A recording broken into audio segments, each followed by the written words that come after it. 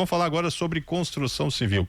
Estamos recebendo aqui o presidente do Sindicato dos Trabalhadores na Construção Civil, Sintricombe de Brusque, Isaías Otaviano, para falar sobre a quantidade de obras em andamento. Todos os anos, o Sintricombe faz um levantamento no final do ano de como é que está a situação das obras em construção. E esse levantamento é feito com o pessoal indo rua por rua aqui na cidade de Brusque e verificando em loco qual o tipo de obra, quais as regiões que há um determinado tipo de obra em construção, e depois é feito um mapeamento desta realidade da construção civil. E aí nós vamos saber como é que está isso com base nessas informações que foram coletadas até dezembro do ano passado. Tudo certo, Isaías? Bom dia. Bom dia, Valdomiro. Bom dia, Rodrigo, Felipe, a todos os ouvintes da Rádio Cidade. Satisfação mais uma vez estar aqui e poder falar um pouco do nosso trabalho. É importante a gente divulgar o que está acontecendo na construção civil na cidade de Brusque, na região.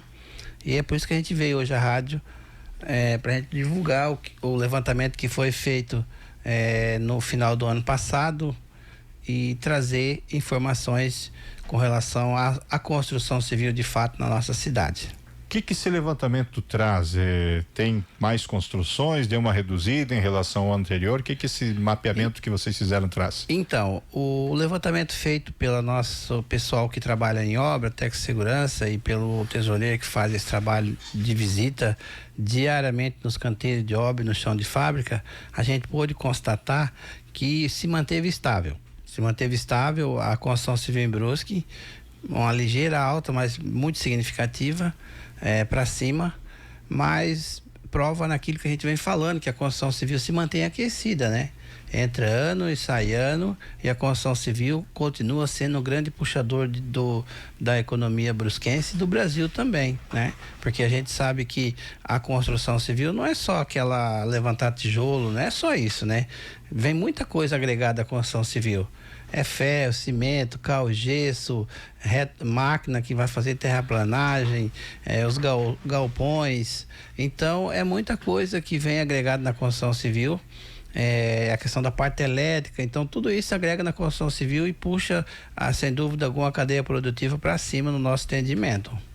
Esses números, o que eles trazem? Que região onde há um volume maior de obras em construção, Isaías? Então, a gente tem hoje um volume um pouco maior de obra no Rio Branco, sabe? O Rio Branco vem se destacando aí com mais obra na nossa cidade, né? A gente tem, por exemplo, também a questão das casas germinadas, que é na Limeira, e na Santa Terezinha a gente também tem um número bem significativo de prédio.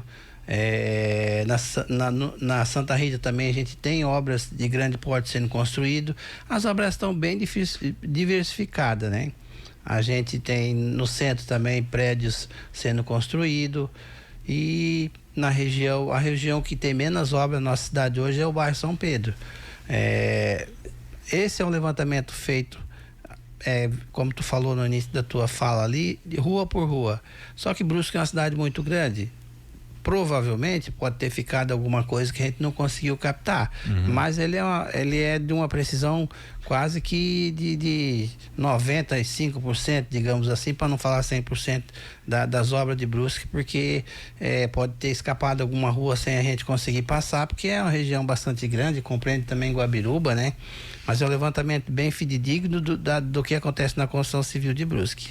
Quando você fala levantamento, aí diz respeito a todo e qualquer tipo de obra, né?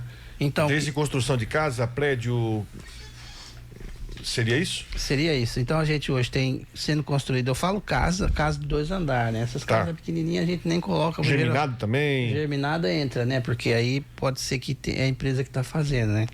Então hoje a gente tem sendo construído na nossa cidade 46 casas de grande porte, 72 casas germinadas, que isso compreende 266 unidades de casa germinada. Prédio hoje a gente tem, entre fundação e acabamento, 52 prédios, galpões, 10 galpões, sala comercial 20 e 2 obras públicas, posto de saúde e escola sendo construída na nossa região. Então esse é o levantamento que a gente tem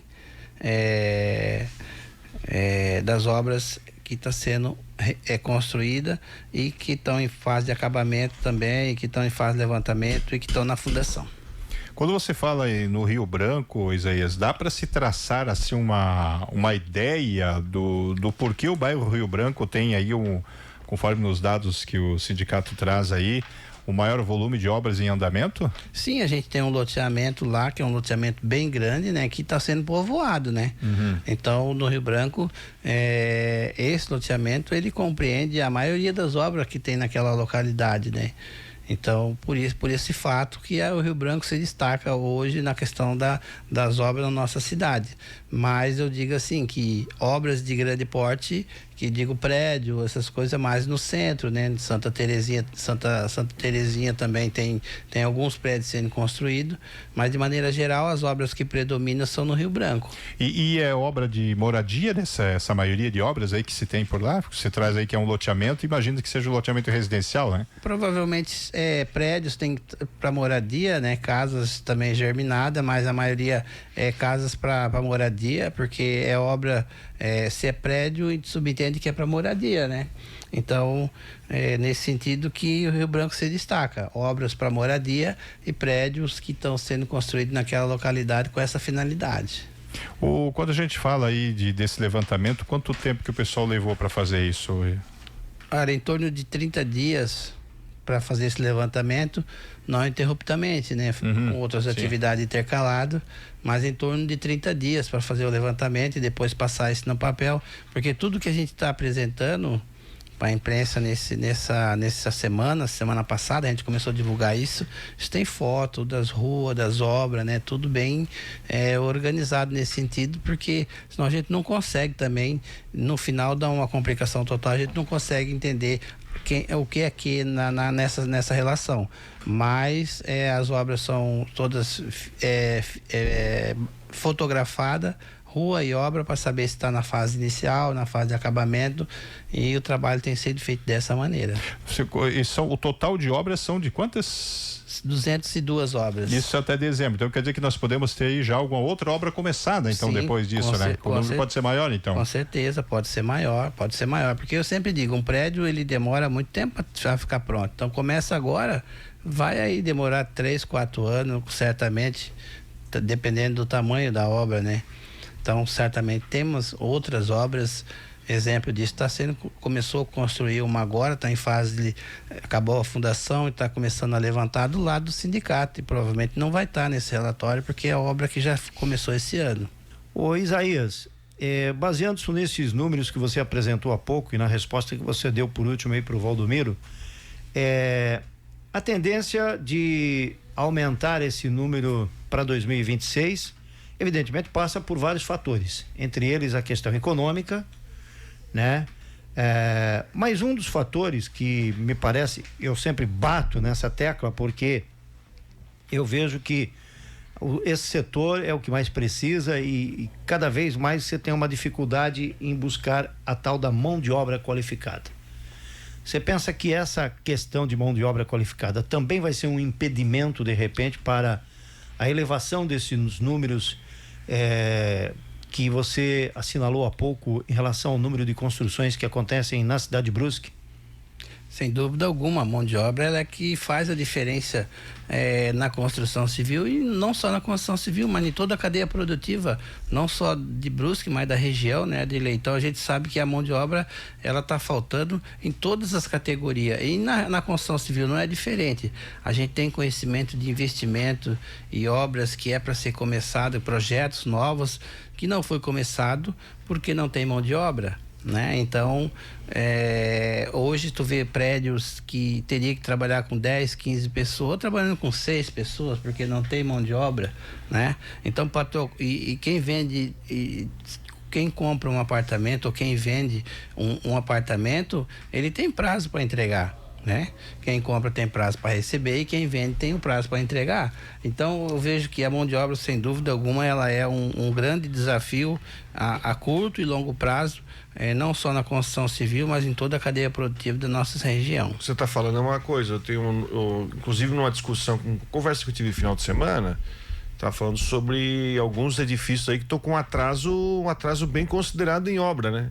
Até eu conversei com uma pessoa que, enfim, comprou um apartamento novo, que está já esperando, está com mais de ano de atraso de obra. Isso é constatado, isso aí vocês também conseguem constatar isso? Sim, isso aí só corrobora aquilo que eu tô falando, né? Então, assim, hoje tem muitos empresários, muitas pessoas que querem investir na construção civil, mas eles têm esse desafio, né?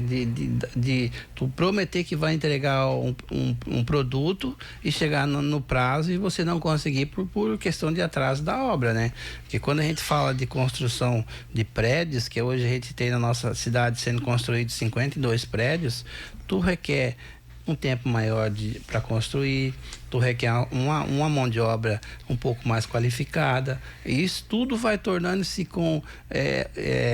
difícil para a construção civil pelo fato de você não prever a questão de término da obra por questão da mão de obra. Então eu vejo que sem dúvida alguma isso já é e será um grande desafio para os próximos anos aí para a construção civil e para todas aquelas empresas que trabalham dependendo da mão de obra.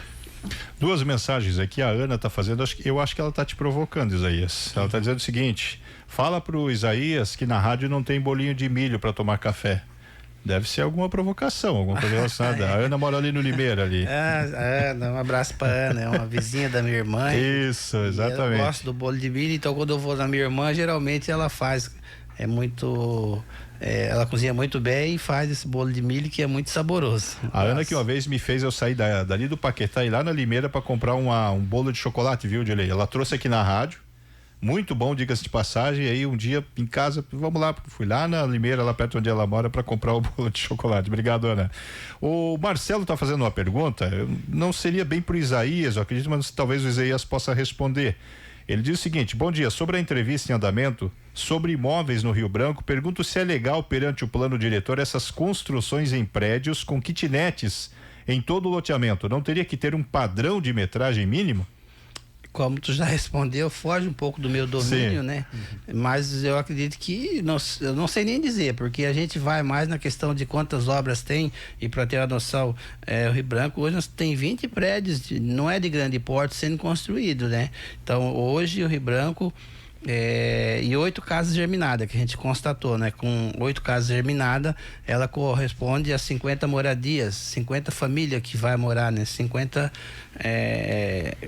casas, 8 casas germinadas, que tem 3, 4 numa casa, num blocozinho ali, né? Interno, compreende 50 moradias. Então, eu entendo que toda cidade, todos os bairros têm seu plano diretor, né? Talvez, mas eu não consigo responder, Valdomiro. Até para ajudar o Marcelo, até o Isaías até trata mais da questão relacionada aí à parte laboral, né, dos trabalhadores e esse levantamento que é feito pelo sindicato. Mas eu vou fazer o seguinte, Marcelo, eu vou convidar aí alguém da área da CEPLAN, que é o antigo IBPLAN, que eu penso que você poderia trazer essas informações para nós, que aí trata de licença, de regramento, que eu penso que aí é mais certeira a resposta, né? Até porque nós temos um outro tema que já foi falado aqui, a gente inclusive pauta os nossos colegas jornalistas, porque esse é um tema recorrente, e eu tenho dito que, e tem que ser feito isso, tenho dito que os setores da prefeitura que fiscalizam uma obra são extremamente rigorosos, e tem que ser, porque a lei diz que tem que ser rigoroso, né? Hoje quem começa a construir um prédio passa por várias vistorias. Sim. Você que é do sindicato sabe disso, né? E ao mesmo tempo você não tem esse mesmo rigor, você não tem essa mesma vistoria, você não tem esse mesmo regramento com relação a algumas edificações. Eu vou dar um exemplo, já falamos isso aqui, Rodrigo, que temos aqui na Rua Zambuja, certo? E você não precisa entrar na edificação para ver a questão precária de segurança com relação, por exemplo, a fios elétricos. Sim. Né? A gente cobra aí da prefeitura uma fiscalização em relação à questão dos fios da Celesc, aliás, dos fios de operadoras de telefonia e de internet. A prefeitura está cobrando, PROCON, através do PROCON, mas você não vê esse mesmo rigor em relação à situação de algumas edificações. Não é só na Zambuja, lá no Tomás Coelho eu já vi coisa feia também, sabe? E esse rigor existe para quem começa a construir, mas não existe para quem já construiu ou de maneira indevida, hoje coloca pessoas aí empilhadas. Quem vai reformar também, né? Vai reformar também. Me parece, viu, Valdomiro, que esse é um tema que a gente tem que abordar, né? Tem que abordar Sim. aqui com esse pessoal, meu caro Rodrigo Santos. Isso você caberia aqui ao IBPLAN? Eu penso que sim. Eu acho que o IBPRAN. IBPLAN, que é isso que está Que fazem a fiscalização é IBPRAN, né? E no que diz respeito a questões envolvendo segurança no trabalho? Eu lembro que tem algum tempo, o próprio Sintricom noticiou, olha, a gente teve que ir numa obra aqui que o pessoal não tinha lugar adequado para comer, que não estava usando o EPI. Como é que está isso hoje? Então, Rodrigo, a gente tem trabalhado nessa questão da segurança diariamente, né? Nós tivemos vistorianos, digamos assim, porque a gente não fiscaliza, a gente vistoria, porque não somos órgão fiscalizador. 136 obras a gente vistoriou em 2025. Nessas 26 obras a gente tinha 558 trabalhador trabalhando, 271 quando a gente chegou estava com registro, trabalhador sem registro. Nessas obras tinha 16. Depois que a gente fez a visita, por isso que é importante o trabalho do sindicato, 74 trabalhadores foram registrados, foram constatados também trabalhador autônomo 19, e aí o destaque que eu entendo que é um destaque negativo, sabe? É negativo, 141 MEI nessas obras. E por que é negativo? Porque assim, ó, veja bem, o trabalhador da construção civil, ele, a vida toda, digamos que, vamos pegar um exemplo, um trabalhador que trabalhou a vida toda como carteira assinada, né? Daqui a pouco alguém bota na cabeça dele que ele for MEI, ele vai ganhar mais. Mas ele não vai ganhar mais. Primeiro porque ele mudou de regime, porque ele deixa de ser CLT e passa a ser patrão, entre aspas, porque ele não é patrão, porque ele vai trabalhar subordinado a uma outra pessoa. Ele não vai, se ele fosse, eu vou ser MEI, porque está dentro de uma obra aqui, ó, nós fiscalizamos 137 obras, ele está dentro de uma obra, né? Eu vejo que ele tem um pouco de vantagem quando ele vai trabalhar de fato para ele, não ser uma pessoa que abriu um MEI para prestar serviço dentro de uma empresa, porque daí ele não vai ter 13º, ele não vai ter férias, não vai ter fundo de garantia, não vai ter, se bobear aqui, nem o direito à segurança social, porque em tese a gente sabe que não é fácil manter tudo em dia, pagando os impostos tudo certinho como tem que ser uma empresa, um empresário, e certamente ele vai ser precarizado ao extremo quando for mais velho. Então eu vejo como negativa essa questão do trabalhador meio na construção civil, se ele não for de fato um prestador de serviço autônomo, na verdade autônomo não, um prestador de serviço como o MEI, mas ele ter a sua empresa. E o exemplo é assim, ó, eu sou MEI, o Dirley me contrata como MEI, eu vou lá, faço serviço por Dirley, saio daqui, demorou 3, 4 dias, vou trabalhar para ti. Agora, se ficar dentro de uma obra, a gente tem coibido isso, aí ele não deixa de ser, ele não é patrão, ele é funcionário com o MEI, para dizer assim que ele tem uma empresinha, mas na verdade ele não tem, porque ele trabalha como qualquer um outro, sem ter a garantia da carteira assinada. Você acha que o fim da escala 6x1, esse debate que acontece hoje, recentemente a gente trouxe aqui o Fernando Valendowski para falar do ponto de vista do varejista, né, do comerciante, mas a gente sabe que o prestador de serviço, o eletricista, o encanador, enfim, esse pessoal que presta serviço e que está diretamente ligado à construção civil também vai ser afetado. Aí nós temos aí uma situação envolvendo esse projeto que está lá no Congresso, e ainda temos essa reforma tributária que começa a avançar, e é outro setor, pelos que eu tenho, eu confesso que eu não mergulhei no assunto, mas eu tenho ouvido pessoas que estão atentamente estudando esse caso, e é outro setor que vai ser bastante atingido, né? Esse é um dos setores que vai ter um custo maior para trabalhar, e consequentemente quem vai pagar a conta é o consumidor final, é o empresário que vai contratar esse sujeito, né? Quando se trata de MEI, por exemplo. Qual é a tua análise sobre esses fatores aí? Você acha que isso vai agregar negativamente para a construção civil? O 6.1? Como é que ficaria essa questão do 6.1? Porque a construção civil não trabalha nesse regime de lei. A gente trabalha 5.2, né? Trabalha no regime de 5x2. E quando tem que fazer hora extra? Geralmente a construção civil pode ser feito 2 horas extra por dia, né?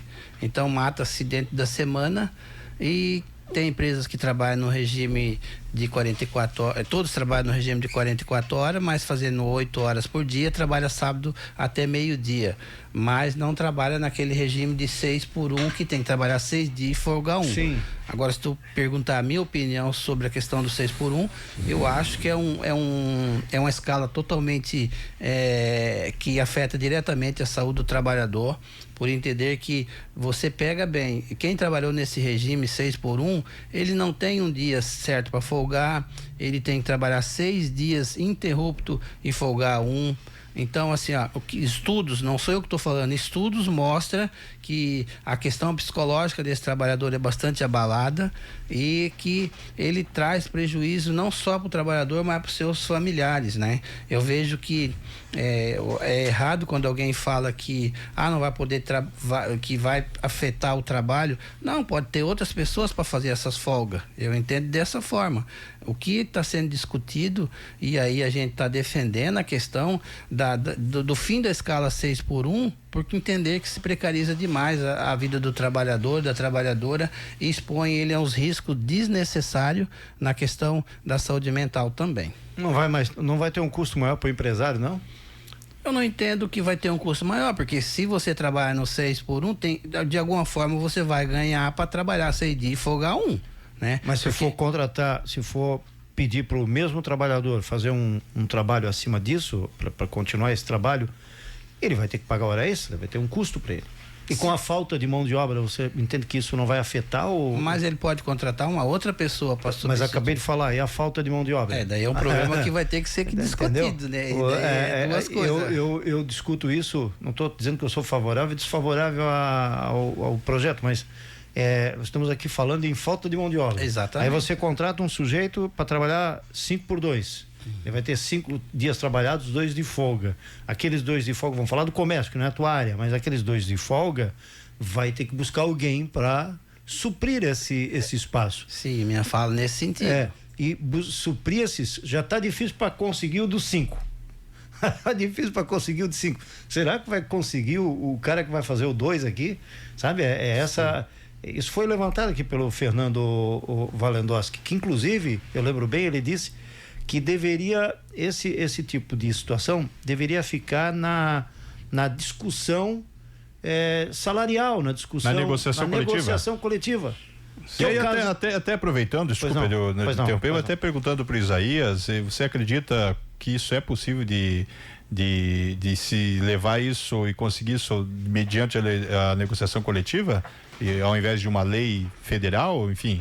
Eu acredito que a lei vai trazer parâmetro para se basear uma negociação entre, porque eu também entendo que não tem setores da nossa economia que não vai poder parar. Eu entendo isso, né? Porque é essencial e não pode parar. É uma discussão bastante complicada para fazer, porque nós temos que entender que no ritmo que a gente está hoje, e aí eu estou falando de uma área que não tem nada a ver comigo, que é a área do comércio, a minha questão é a construção civil, mas a gente entende que alguns setores não tem como parar mais hoje em dia. Então vai ter que haver uma negociação coletiva, vai ter que haver um acordo com o sindicato, e aí a lei vai trazer isso pra gente. De que maneira vai doutrinar essa questão do fim da escala 6x1? Eu volto a dizer, eu não entendo que, claro que o trabalhador merece o descanso, óbvio que sim, certo? Por exemplo, aqui na Rádio Cidade nós temos uma situação diferenciada em relação ao nosso trabalho, né? Mas a gente trabalha no sábado e no domingo também, quando tem futebol, quando tem uma reportagem, quando tem plantão, porque esse é um trabalho que não tem como você dizer assim, vou parar sábado e domingo. Mas o acidente de trânsito, as coisas acontecem no sábado e domingo também. Então não há como você parar. Mas eu sempre bato numa situação. É a questão da mão de obra. Se hoje está difícil, dentro desse parâmetro que nós temos aí, conseguir alguém para trabalhar, imagina se você mudar, o custo do empresário vai aumentar ainda mais, né? Mas o trabalhador não pode pagar essa conta, né? Ele tem que ter o direito dele. É 44 horas semanal, ele tem que ter as 44 horas semanal, porque a lei diz isso, né? Então, de certa forma, eu vejo que se você vai trabalhar quantas horas no 6 por 1 para dar as 44 horas semanal, 6 horas, teria que fazer essa conta, né? Se passou disso, como é que se fazem isso? A lei permite que trabalhe 2 horas extras só por dia, 10 horas por semana, né? 2 por dia, aí vai dar 10 horas por semana. Então eu entendo que é uma discussão que tem que ser bastante analisada, digamos assim, mas a gente, quanto dirigência sindical, a gente é totalmente contrário a essa escala 6 por 1, por entender, e estudos mostram isso, não é eu que estou falando, estudo mostra isso, que afeta a família, afeta a questão da saúde do trabalhador, e isso tem trazido prejuízo não só para as empresas, mas também para a questão do INSS, porque se tu está com um problema de saúde, principalmente questão psicológica, você vai se encostar, é mais remédio, enfim, é uma discussão bastante complicada, mas nós, como dirigente sindical, somos a favor do fim da escala 6 por 1. Isaías Otaviano, presidente do Sintricomp, muitíssimo obrigado por ter vindo aqui, Isaías. Um abraço. Que agradeço o espaço, mais uma vez cedido a nós, por estar falando um pouco do nosso trabalho, de dizer que a gente continua bastante atento a essa questão da construção civil, questão dos acidentes de trabalho. A gente fizemos esse ano 2025 em torno aí de mais de 400, 500 treinamentos, incluindo NR18, 35 e NR6, por entender que a gente tem essa responsabilidade, digamos assim, de evitar acidente na nossa categoria e fazer com que a gente chegue no final do ano com o menor número de acidentes possível, e é isso que a gente tem tentado fazer com o nosso trabalho. Agradeço mais uma vez o espaço e dou um bom dia especial a todos os trabalhadores da construção civil, aqueles que a gente representa, e dizer que estamos aí sempre à disposição para estar tentando, para fazer o melhor trabalho possível para a nossa categoria.